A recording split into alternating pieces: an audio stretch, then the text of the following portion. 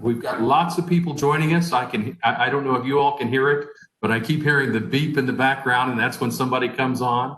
So we've got lots of folks joining us. We'll have over 100 people on this call today, and that is so exciting to have friends and supporters join us in this conversation. My name is Roy Jones, and I'm the Chief Development Officer here at Eckerd Connects. And we kind of created this little thing that we didn't know if it was going to last 1 week or 2 weeks, but we've now been at it 2 months, and it really has been well received by our funders and supporters. Again, as you sign on, if you would mute yourself, it really does help us. And so, I'm going to try and mute folks. Can everybody still hear me all right? You hear me, Angela? And but please, if you'll mute yourself, and then when you have a question, all you have to do is unmute yourself, and that'll really be helpful. So we will try and save some time at the end to allow for questions, but don't feel like you have to wait to the end. So many times your question just might be the thing that we need. So, with that, I want to just remind you that it has been the process that has developed over time.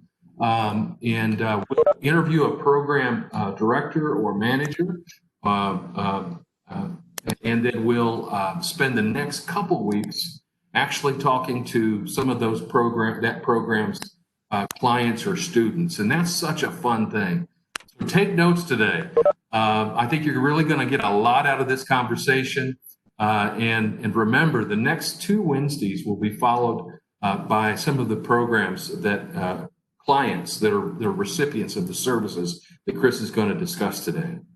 With that, what I'd like to do before I introduce Dr. Chris Card is share a video with you. And it's just a quick overview of our foster care programs. So let's see if I can pull off this technology and share a video with you.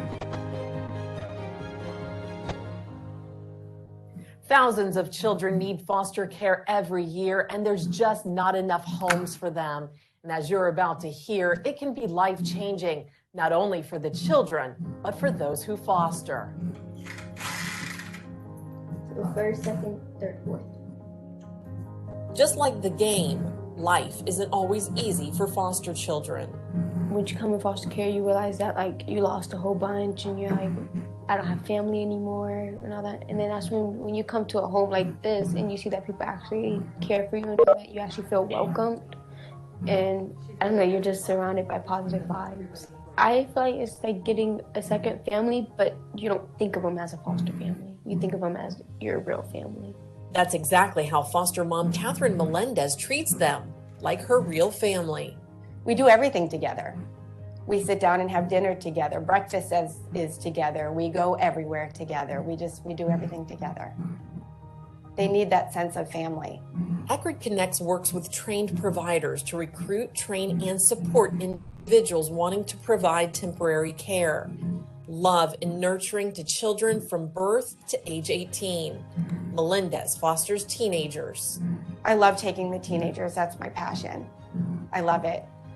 They're harder, I think, but I think you also see a bigger reward. It's rewarding seeing them become independent individuals in society, contributing. That's amazing. I feel like ever since I've been here, I became like a better person. Since you're surrounded by so many positive things that you just start to pick up on it, and you're like, oh, I actually like it. And when her front door opens, it's like watching a team enter. It's very funny to see people's reactions. And when they say to me, are they all yours? I'm like, yes, they are. They're all mine. To learn more about Eckerd Connects, please spend time reading about us on our website and go to our Facebook page for the latest on what is happening at Eckerd Connects.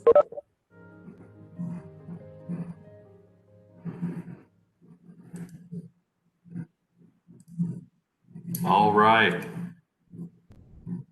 Well, So appreciate you letting me share that video. Some of the Eckert Nation will say, "Uh-oh, that video had the old logo," and it did. It's one of the things that we've got to eventually update when we produce some new videos. What a great story. I am just so honored to introduce a guy that has really, in my short time at Eckert, been a real mentor to me. Dr. Chris Card joined Eckert as Chief of Community-Based Care in May of 2018. He oversees a system of care for 7,000 children and families. As Chief of Community-Based Care, he oversees the operation in the following counties of Pinellas, Pasco, and Hillsborough. He does so much for us. Prior to joining Eckert, Chris was the President and Chief Operating Officer at Lutheran Services of Florida from 2012 to 2018. And he served as the South Region Vice President of Providence Services Corporation, responsible for a wide range of social service programs throughout Florida, Texas, and Louisiana before that. Chris really is a change maker. He's an advocate. And he has a heart and a passion for serving young people. And with that, Dr. Card, thanks for joining us today. Need to unmute Chris. I got it. There we go. Thank you, Craig. Thanks for that. And wanted to welcome everybody today. And obviously, foster care and child abuse and child welfare have been deep passions of mine my entire career. Tell me about that, Chris. I mean, and when I say tell me about that, I mean I don't mean your career track. I don't mean your bio, your curriculum vitae, your PhD journey. I want to hear about your heart. What motivated you to move into this space and really care for these young kids? Well, without anyway, I think it started at a very young age. When I was in grade school, even we would have these drives to collect clothes and materials and funds for people less advantaged and in need in our community. And I think from the third grade or second grade on, I was the classroom chief of that drive every year, and made sure that we collected everything and helped deliver. So in third grade, you were the chief of community-based care. My classroom, I was the lead of collecting that information and doing it. But and I come from a large family. I've got 8 brothers and sisters, and so sharing was always part of the matrix here. We didn't have a lot of kind of personal space there where you could hold on to your own things, but it was just something that I think was part of my experience and my and I felt good about it. I felt good about doing it, but I also realized how there for the grace of God go I, that it's just that easy to find yourself in a bad spot. And it's not because of some other issue other than you've had a string of bad luck and things haven't happened. You've got healthcare problems, you've got mental illness problems. So I just think that compassion was always part of my DNA, and I just identified with these folks and wanted to stop the suffering as much as I could. So I think that's part of where I have come from. I've done almost every job in child welfare that you could do. I have been a guardian ad litem and caseworker and supervisor, and worked on on-call units in midnight shift. I was in Houston, Texas. I was on the midnight shift from 11 p.m. to 8 a.m. Every night, and did weekend stuff, and I've been an investigator. So I've seen every avenue here, and what I want to make sure is that we identify the real villain here, and the villain is child abuse and the traumatic events that happen to these kids. We can unravel that. I keep up with kids that I had interactions with 15, 20 years ago. You know, Oh my goodness. Tell me, Chris, think back, take just a second here. What is the first, do you remember the first successful child that you helped as a professional in this field? And tell me on the other side, I'm going to tell me one that didn't go so well. yeah. And what were some of the challenges and what impact that had on you? So I do remember one case in particular when I was a caseworker in Texas, and this boy, his name was Tim, and his mother was severely mentally ill, schizophrenic. His father was a serious drug addict, and they didn't. I mean, I found this child was referred to us because he never attended school, and found him fishing in one of the bayous down in Houston. I won't forget, going to his house and not seeing him, and then just wandering around the neighborhood, saw this bayou, and I thought maybe he's down there, and he was, and fishing down there, trying to catch his dinner. It was part of how he lived, but I worked with him for probably over a year, and he was way behind in school. We got him tutoring and stuff,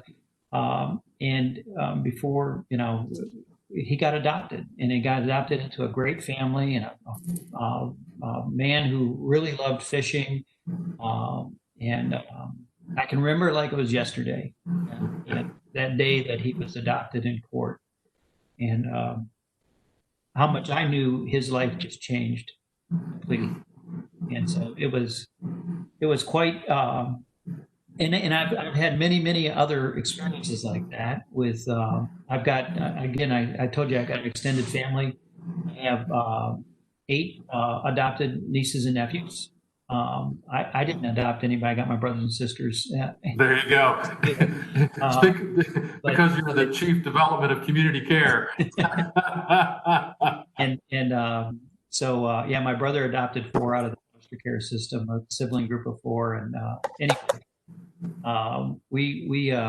so it's been something that I've been traveling on, and I can tell you about the tragedies too. I've had plenty of those, but a particular child, again, when I was a supervisor over this case, and the child overdosed on medication and died, killed herself, and it was tragic that she felt that hopeless and that lost.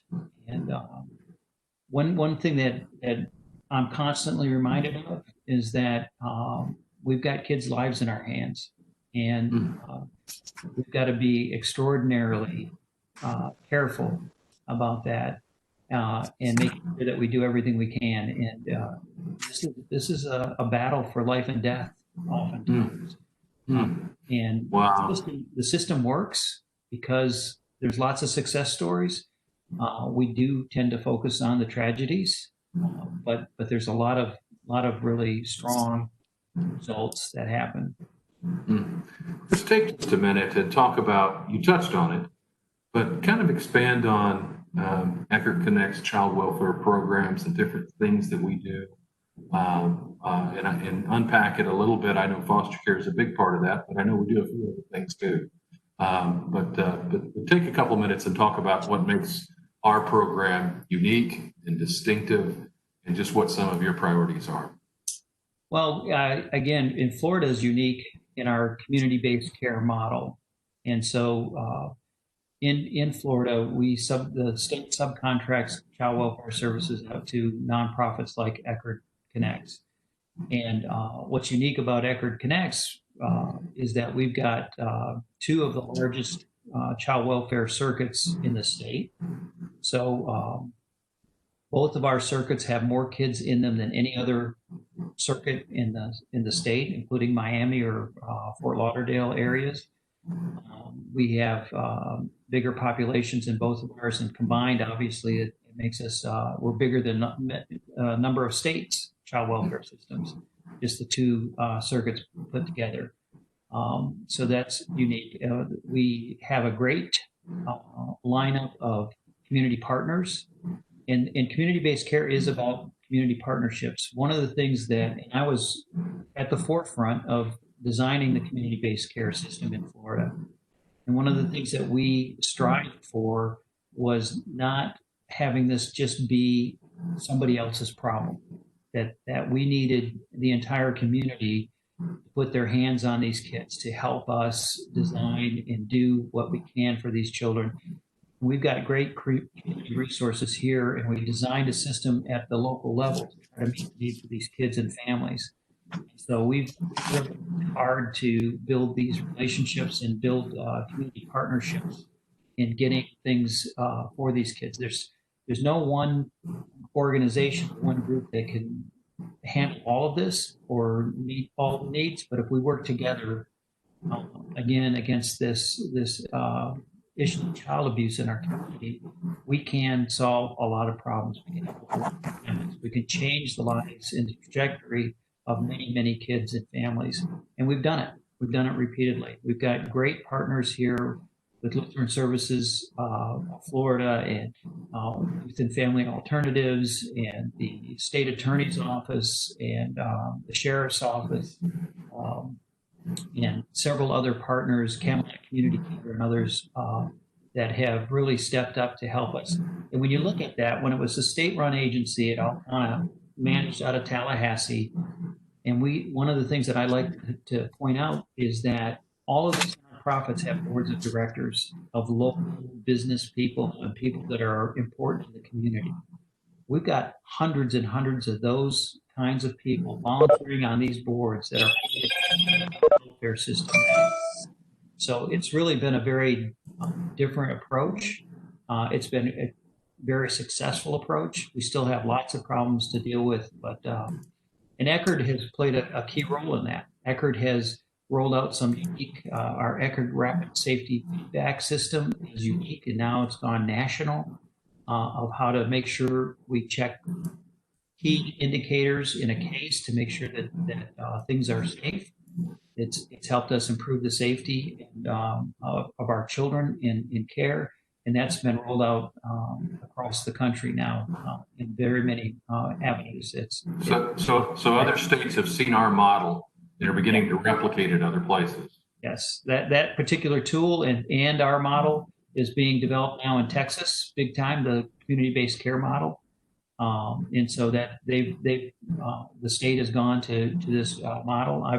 I've worked in Oklahoma and Washington State and Michigan. We've done work in those states, Georgia, talking about this way of approaching child welfare and how we're doing it here, and how much it's improved the outcomes for kids and families in our community, in our state. Very good. How many states nationally have community-based or private services like we provide in Florida? It's pretty unique, isn't it? It right now, Florida is the only state that has done this as dramatically as we have. We literally changed the Department of Children and Families. The state agency is an overseer of the system, not a provider of services. They still do some of the legal services and some of the investigation services, but even in some counties like ours, those are done by the Sheriff's Office, and the investigations and legal services are done by the Office of Attorney General or the State Attorney. So in our community, the Department of Children and Families is really an overseer and a gatherer, a leader of our services, which I think has tremendous benefit. Again, the independence that we have and bring to this, the independence of our subcontractors, allows us not to fall into the trap of not paying attention to problems. We are regurgitating problems and identifying issues, and that's going to make kids safer. So it's sometimes a pain in the neck to everybody involved in the system. Sure. Because somebody's always pointing at you got a problem over here. You got to take care of this. But it will make us better, and it will make the system better. And that's part of the design, is to make sure that there are friction points, that there are people watching out for each other, people dependent upon each other to make sure this works. So that was part of the design. But Texas has recently gone in this direction where they're going to eventually change the whole state to a very similar model. They've just gotten started. They've got a few sites up and running. Very good. Wow. Now, we hear a lot, and I've actually had donors question me about this. So I know we've got some on the phone with us today, but the funding model right now, how are the funds distributed? We've read a lot of stories about certain places in the state having more money per child in foster care than what we're able to get up here in this part of the state where we're at. Talk to me about that, and really talk to our donors. I mean, how would you explain it in a way that the average taxpayer could understand? Well, I'll try to. It's complex, but the concept is that we've got kind of a fixed contract amount per community. That was historically, back even before community-based care started, how the state was spending the money in different parts of the state. And so those amounts were kind of fixed. And even though there's been some additional funding that's come over the years, it's kept the differentiation of the amounts of money per community. The numbers of kids have changed, and the numbers of kids, go up and down in different communities for different reasons. And so what we don't have is a funding model that assures every child gets the same access, equal access to the same amount of resources. So what now our funding has been fixed for the last 20 years in Pinellas Pasco and the last 20 years in Hillsborough, but our numbers of kids have changed. Miami is fixed. So Miami has 1,000 less kids than we do in Pinellas Pasco, but they get $28 million more in their contract. And that's because of the historic nature of it. Now, what Eckerd led the charge in the last year and a half to change the funding model. We want a funding model that is determined by the number of kids you're being asked to serve, and that the amount of money per child is derived out of what that child needs and how we would generally want that child taken care of, and the family. So we've gone through a lengthy process. The governor and the state agency are on board with us. We even had a bill last session to change the funding model, led by Senator Simpson, our senator in Pasco County, and soon to be, or now Senate President of the Florida Senate. So that funding model change is critical so that we can fund ourselves across the state equitably, so that every child in the state of Florida gets treated the same, has same access to resources. Today, that's not the way the funding model works, because it's based on historic spending patterns that even predate community-based care. Wow. But it sounds like you're making progress. We are very encouraged by the support that we've gotten out of the governor's office and the Department of Children and Families and the Senate, and there's a lot of House members that are supportive as well. So we're hopeful that we're going to keep pushing. Of course, the current environment with the pandemic is going to cause some problems all the way across the state and every avenue for budget. Well, I want to come back in just a minute and talk about some of the other funding needs different than the state contract. But you touch on something that just I can't tell you how many times when I speak with some of our supporters, they ask me, how are we providing services and support in this pandemic environment? Talk to me about what some of our teams have been doing, and I've seen some videos of them out actually in their PPE gear and bring their lawn chair and have a driveway meeting. Talk to me about just some of the unique techniques that our teams are using in this pandemic environment. Well, I think it's a great testimony to our service system and our network across the state, how quickly we adapted and responded to this situation. Going from, there's extensive training that has to take place for anybody who wants to be a child welfare case manager. And if anybody on this call wants to be a child welfare case manager, just email me. We'll hook you up right away. Great. But the training, it was all in class, in person training. The curriculum hadn't even ever been put online. We flipped it in a week, got it online, wow. And we're able to not miss a beat. It's so critical to have our staff trained so that they can start serving families. We couldn't miss too much time on the training, and we were able to do that. University of South Florida is our partner in that, and they were very cooperative and worked with us to make that happen. We do virtual meetings, everything, and we meet a lot. And have to staff cases, and we have to have family members, and sometimes the kids are even in those staffings in those meetings.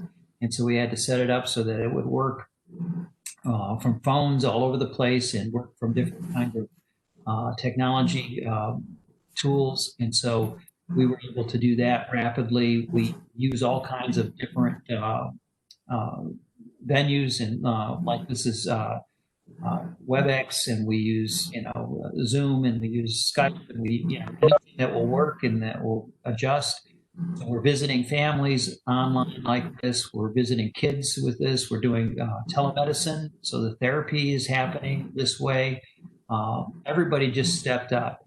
I think it was important to note that we were on the verge of going in this direction, prior to the pandemic, to doing more online, but the pandemic forced us to kind of bite the bullet and take it on. And I hope in a lot of ways we don't go back. I hope that we continue to do this because it's much more efficient. Court has been held online, and I've participated in a number of court hearings, both on the phone and as well as through a Zoom or through some kind of video conference like this. And it works. It's a little clunky still. People are a little, challenged with that. We haven't been able to do trials that way yet, although we're thinking about the trials. We do have to have trials when we terminate parental rights. Sometimes there are other child trials that go on in our business, and those they are still trying to do in person. And so we're in some special cases, we've tried to start them up in video conferencing, but that and the deployment of the protective equipment that you mentioned, Roy, we've worked with the Department of Children and Families and through our coalition of child serving agencies across the state, and we've gotten pieces and parcels and different things from all over the world, it seems like, that have come in and we've distributed, and we've had we call it the Pony Express. So we'll get a load of stuff into a central area in Florida, and we'll deploy the first round out to the, get things out to people. And so when it comes to us, we deploy it down south of us all the way to Fort Myers. So we're the express down to Fort Myers and all parts in between. So it's been a really a great testimony to everyone that works with this in this field, to how they've adjusted and made it work and have kept kids safe.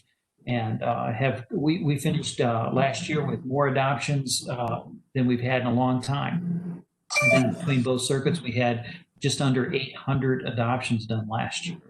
Wow. Remarkable. The courts let us continue to do adoptions while we were, in the pandemic.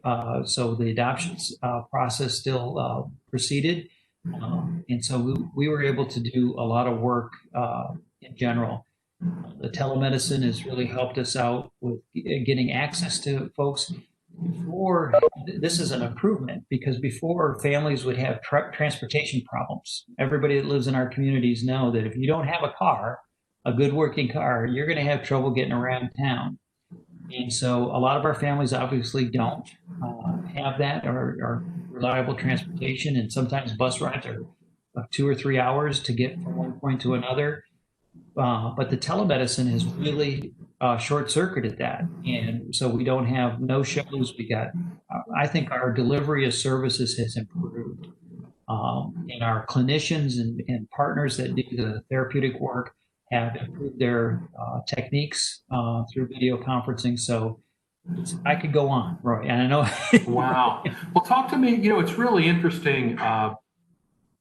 We reached out with your help and actually had conversations with 400 or 500 of our supporters over the last 8 or 10 weeks, and we had more than it's kind of a rough number, but more than 200 make a pledge to help pay for the shortfall amount needed to finalize adoptions.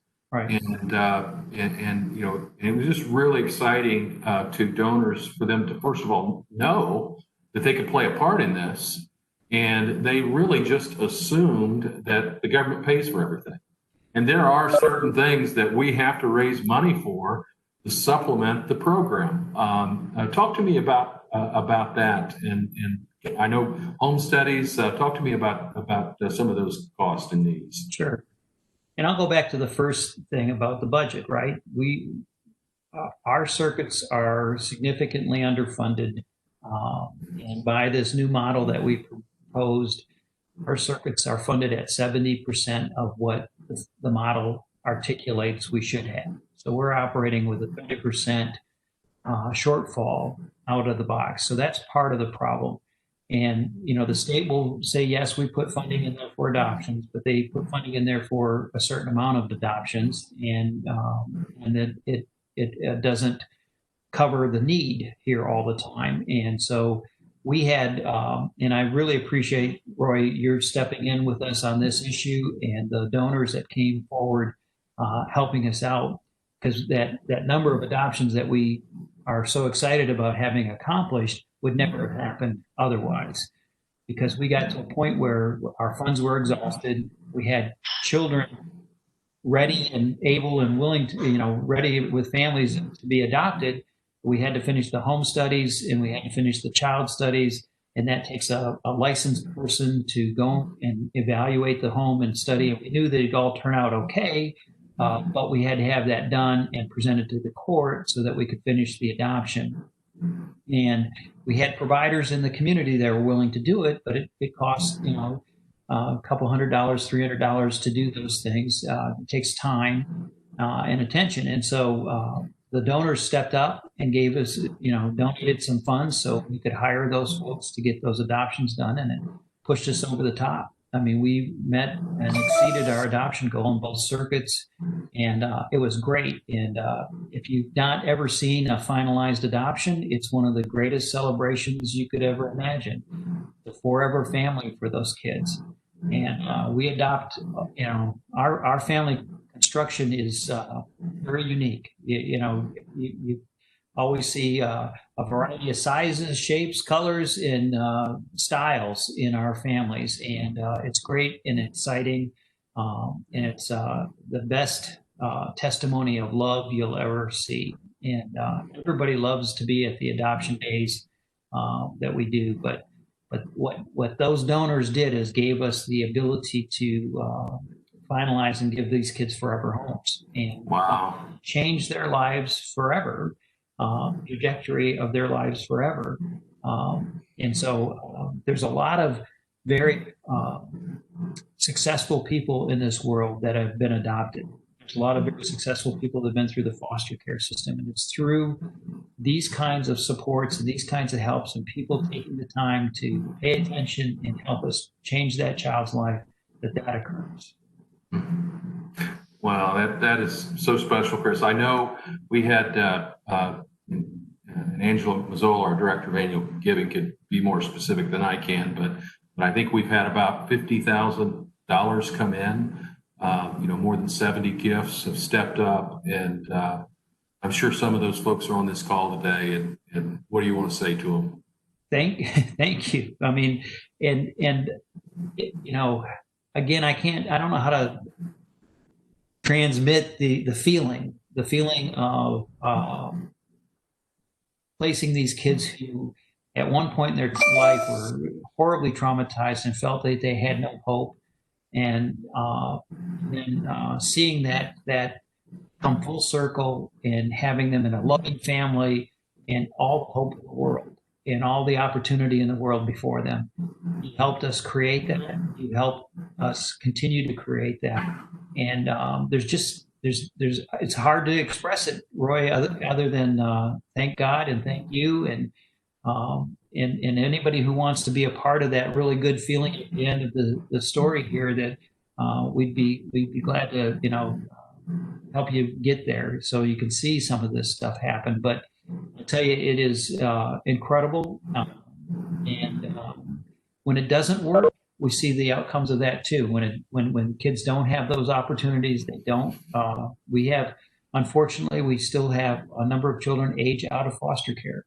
At the end of the day, they turn 18 while they're in our care, and we keep with them and help them and support them through age 23 now. It's different after they're 18, and then ongoing, how they continue their lives without that adopted family. It's critically important that we try to get every child with a permanent part of their family, whether it's reunifying them with their original biological family, which we do about 40% of our kids. And that's important too, right? Absolutely. We rehabilitate and reunify, and that's a great day too. We actually celebrate reunification days now in both of our circuits, and those are a lot of fun too, to see the families. And those stories are remarkable. Those stories are incredible about the families' change that they had to go through to get to a point where they could safely care for their kids again. That's another gift, to see how hard these families work, how much they've had to overcome, and success is just wonderful. Yeah, I know. You just talk about the shortfall in budget, and how some donors have just stepped up and helped us with a gift in that respect.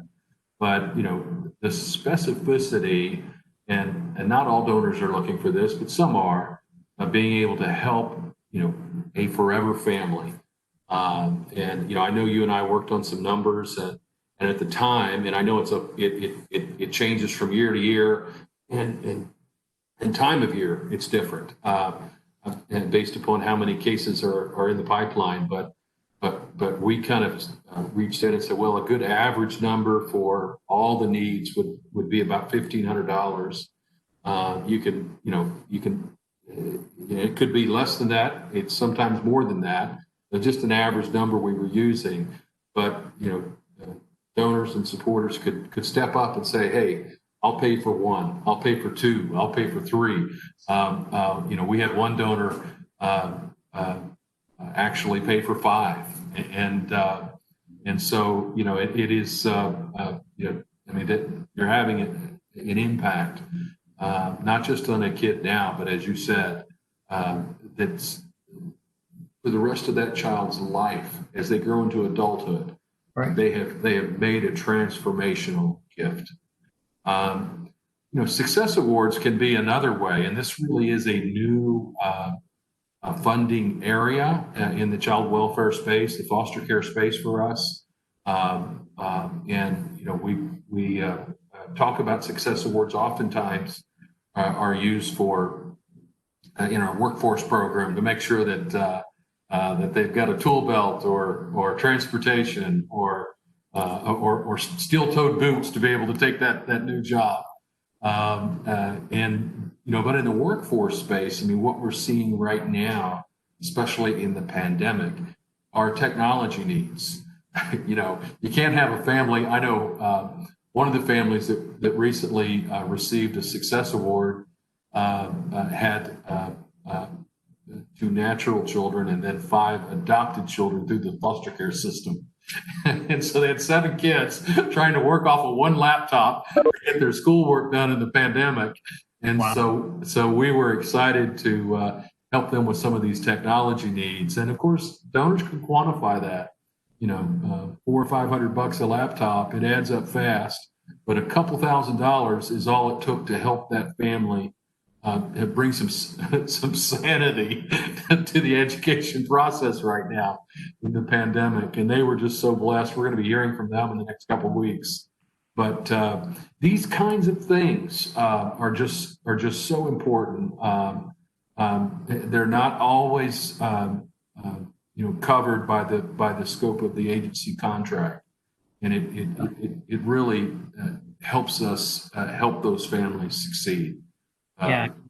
And Roy, I know Kelly is on from Raising Hope, and she, that program has saved so many families, foster families included. We'll have a situation where we've got 3 siblings, and we call a foster family. I'd love to have them, but I only got 2 beds. We got to get them a bed tonight, right now, and or clothes for the kids to go to school with, or other school supplies, or even food to help our families make it. This is an ongoing thing that the state doesn't, cover those kinds of costs, and so we are constantly trying to find resources and donors that will help us meet these immediate needs. We've had a great response from some of our churches in the communities to help us out. So there's been some really great folks helping us out, but there's a constant need, like you said in the beginning, which always, when I hear that number, I get a little nervous, but we've got about 7,000 kids in our system right now. That's a lot of children. That's a lot. Their needs, and they've all got families and issues going on. So there's a constant need for continued support. And we've been very blessed in this community to have such good people and good donors that have stepped in to help us. And I know we will continue to have that. I know that people will continue to help out. And when they see the benefits that they're drawing by helping a family stay together, or getting a family put back together, or getting a new family established, these are great things that we're doing. And again, changing lives forever. Wow, you're so right. Sometimes it's not about cash. Sometimes, as you've said, maybe it is about time. Maybe they could be a caseworker or a mentor or somehow plugged into the program. Maybe they could, if they've got a company, actually do a drive for Raising Hope, where their employees could bring in and drop off and be materials. Of course, Kelly has a great needs list, everything from pampers and clothing in certain kinds of sizes, and it just blows my mind to see. I call them stores, but she calls them rooms of hope.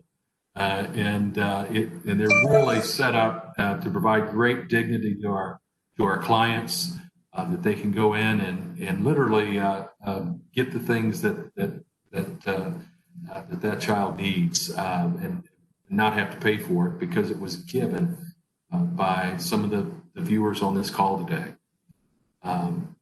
Good, excellent point. And of course, we've had Kelly on. She's kind of shared the big picture of Raising Hope, and that, I'm so glad you remembered that, Chris. Roy, if I can make one other point, because you mentioned diapers, and that, when we talk about foster care kids, I want people to understand 25% are 0 to 1 year olds. They're newborn babies that we have in our system. 60% of those kids are under the age of 5. A majority of these kids are very little children that are, because the safety needs of those kids are much higher.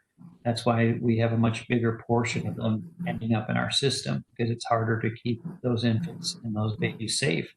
But I think it's just critically important for people to understand that those are the kids that we're getting adopted. Those are the kids that are need the help and need the support. and without hesitation, need diapers. I mean, I'm telling you, we could use as many diapers as you could send us, I guess. Yeah, and of course, our preference is always new items, but we do take clean, newer used items. Yeah. And I always encourage people, if you're going to donate something, if it's something that your kids would wear, great. That'd make a great donation. If it's something that you wouldn't have your kids wear, well, don't give it to us. We really want to we want to dress our clients and provide them great dignity. This really isn't. Of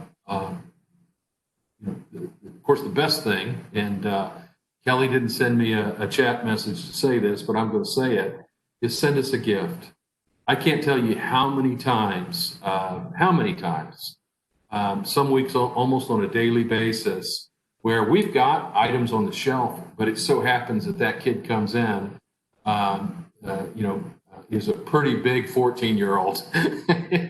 And we don't have the right shoe size or the right shirt size, and we just have to go buy it.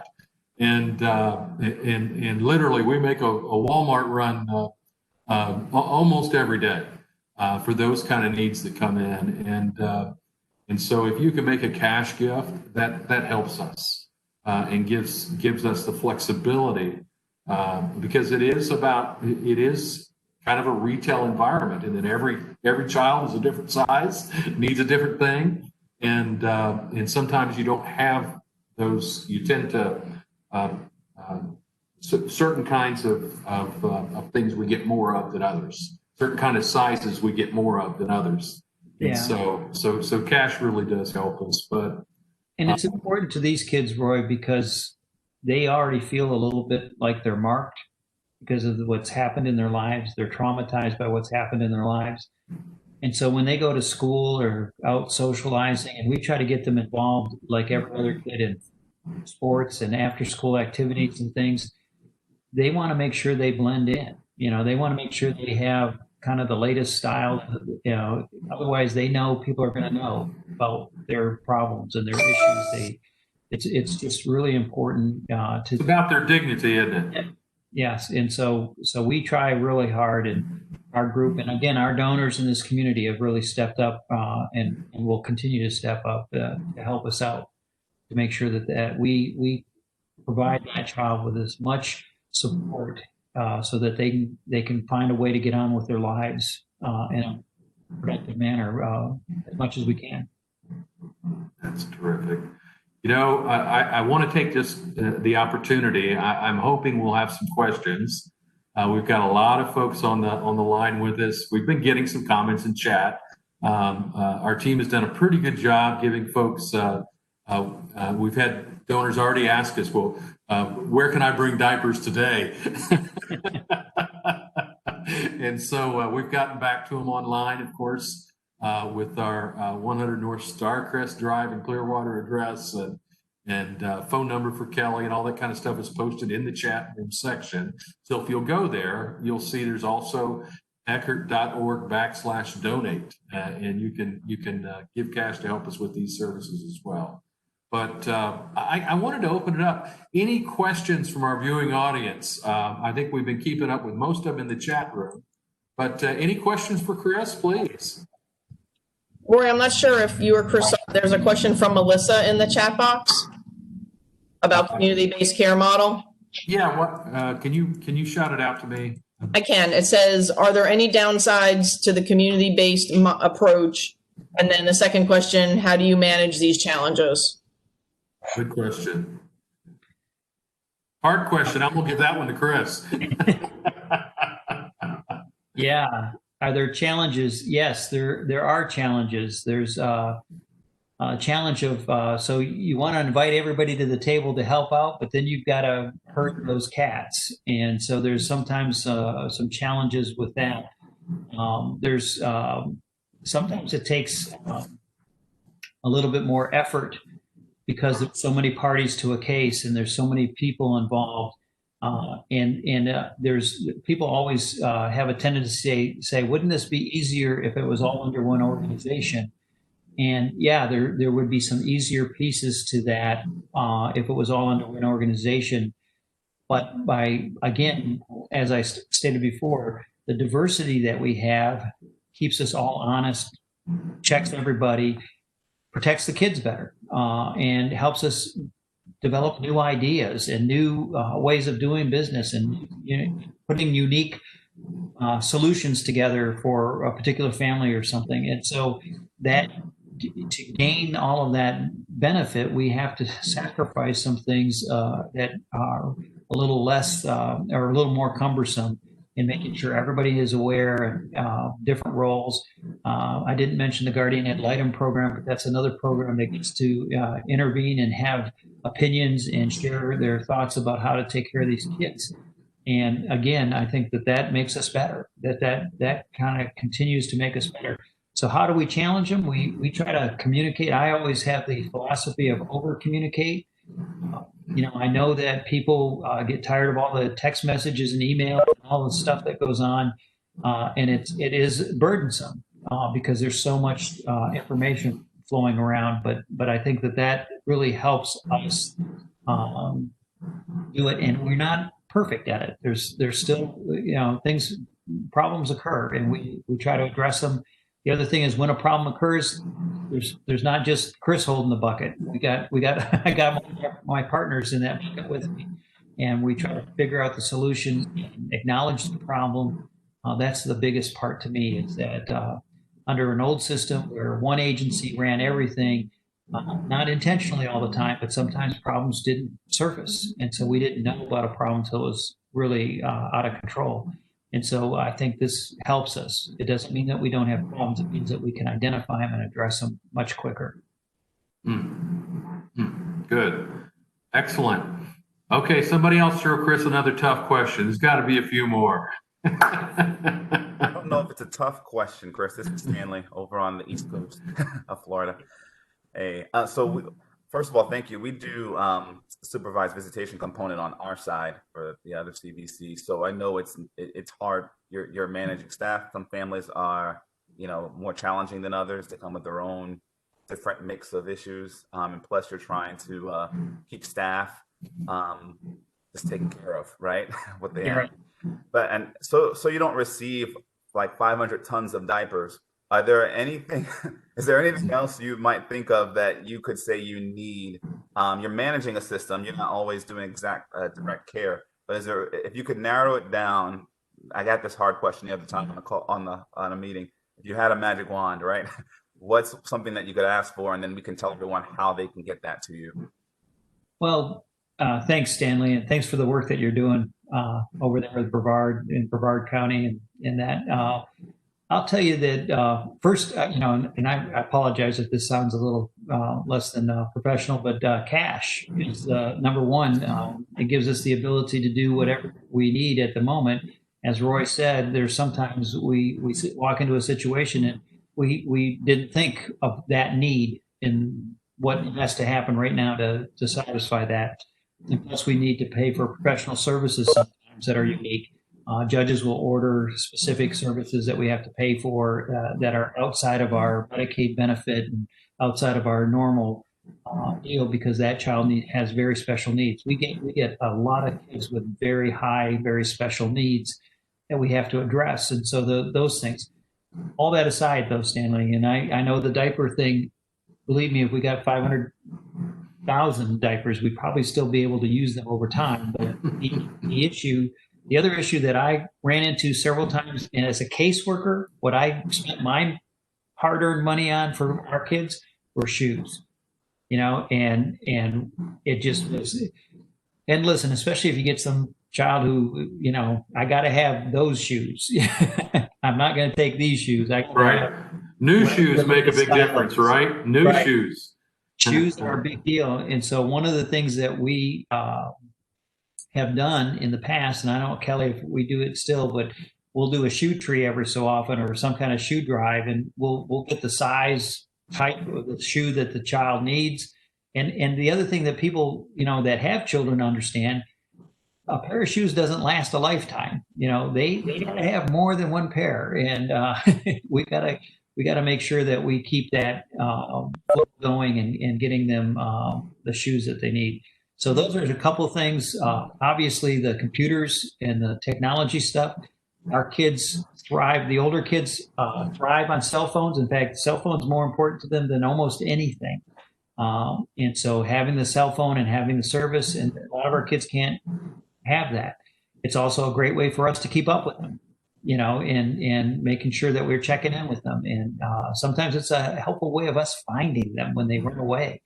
So cell phone's another issue that is controversial because sometimes it's very irritating what they use a cell phone for. But the other thing is it's a great tool, and it's the only way they're going to join the rest of society. I mean, sometimes if kids don't have access to the same things that other kids are getting access to because they're in foster care, they get behind. It's not just educationally, they get behind socially. They don't understand all the new gadgets and things that are out there.